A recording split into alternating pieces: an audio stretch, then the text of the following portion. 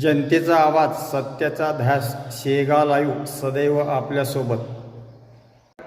आसलगाव परिसरात सोमवारी दुपारच्या सुमारास एक अत्यंत दुर्दैवी घटना घडली. मिळालेल्या माहितीनुसार एक मोटारसायकल विहिरीत पडली होती. ती बाहेर काढण्याच्या प्रयत्नात एक व्यक्ती धाडसाने विहिरीत उतरली. मात्र बराच वेळ उलटूनही ती व्यक्ती वर न आल्याने परिसरात चिंतेचे वातावरण निर्माण झाले. प्राथमिक माहितीनुसार विहिरीत पेट्रोल आणि ऑइल सांडल्यामुळे आतमध्ये विषारी वायू तयार झाला होता.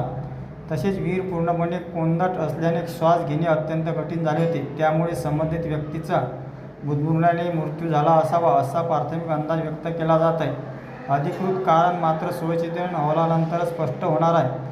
घटनेची माहिती मिळताच DYSP महाजन साहेब यांनी तातडीने ओमसाई फाउंडेशनच्या रेस्क्यू टीमला घटनास्थळी पाचारण केले.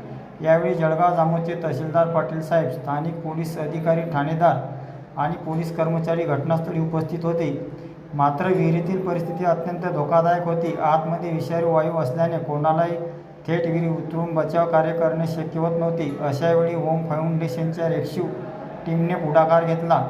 विलास निंबुळकर, राजू खंडारे, अश्विन फेरान, विष्णू दांडे, वैभव रहाणे, कृष्णा वसोकार यांच्यासह इतर सदस्यांनी जीवाची पर्वा न करता ही मोहीम हाती घेतली. विहिरीतील अंधार, पेट्रोलचा उग्र वास, विषारी वायूमुळे निर्माण झालेली जीवघेणी परिस्थिती आणि चिंतेत उभे असलेले नागरिक या सर्व आव्हानांचा सामना करत रेस्क्यू टीमने आवश्यक सुरक्षा साधनांच्या सहाय्याने अत्यंत शिताफीने आणि धाडसाने मृतदेह बाहेर काढण्यात यश मिळवले. ही मोहीम केवळ एक रेस्क्यू ऑपरेशन नव्हते तर माणुसकीचे जिवंत उदाहरण ठरली.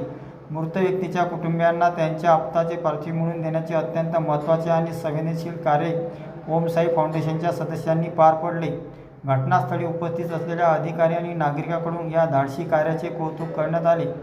संकटाच्या काळात जीवाची बाजी लावून समाजसेवा करणाऱ्या या सर्व जवानांबद्दल कृतज्ञतेची भावना व्यक्त करण्यात आली.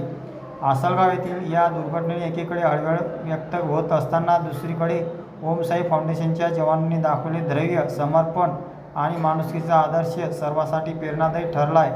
या सर्व वीर सदस्यांना मनपूर्वक सलाम. या वृत्तातील माहिती स्थानिक प्रशासन आणि उपलब्ध प्राथमिक माहितीनुसार देण्यात आली आहे. मृत्यूचे नेमके कारण अधिकृत वैद्यकीय तपास अहवालानंतर स्पष्ट होईल.